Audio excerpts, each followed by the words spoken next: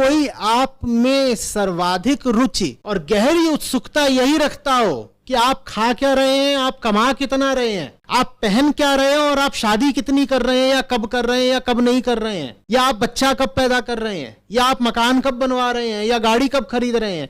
जिस भी किसी का आपसे रिश्ता ही इन्हीं बातों पर आधारित हो, बस जान लीजिए कि यही व्यक्ति नरक है आपके लिए।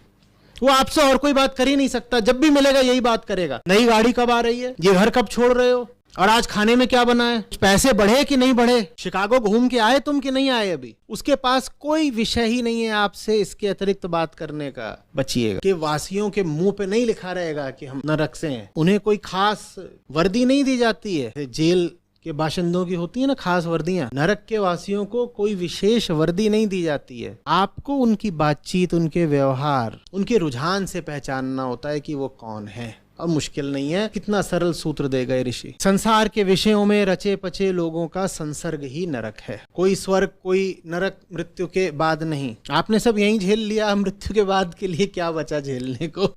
कोई इतना अन्याय क्या करेगा आपके साथ कि मौत के बाद भी आपको दंड दे। जितना दंड किसी को मिलना नहीं चाहिए उससे ज्यादा तो हम जीवन काल में ही झेल लेते हैं। मृत्यु के बाद आवश्यकता क्या है और सजा भुगतने। समझ में आ रही बात। अब स्वर्ग के बारे में बोलना कोई विशेष आवश्यक नहीं। तुम नरक से बच जाओ यही स्वर्ग है। तुम नरक से बच जाओ यही स्वर्ग है। नरक और स्वर्ग के बीच में कोई नो मैंस लैंड नहीं होता है कि नरक से तो निकल गए, स्वर्ग में अभी पहुंचे नहीं। जो नरक में नहीं है वो स्वर्ग में ही है। श्लोक तो कहता है कि सत्पुरुषों का सत्संग ही स्वर्ग है। मैं इस बात को थोड़ा और बढ़ा के कहूंगा, सत्पुरुष नहीं भी उपलब्ध है, तुम बस नरक पुरुषों से अगर बचे हुए हो तो भी तुम स्वर्ग में हो। क्योंकि नरक पुरुषों से अगर तुम बच गए तो तुम स्वयं ही अपने लिए सत्पुरुष बन गए। तुम अपनी संगति भी फिर कर लो तो तुम स्वर्ग में ही हो। बस तुम नरक से बचे रहो। इस खोज में मत पड़ जाना कि सत्पुरुष कब मिलेगा, तब उसकी संगति से हमें स्वर्ग मिलेगा।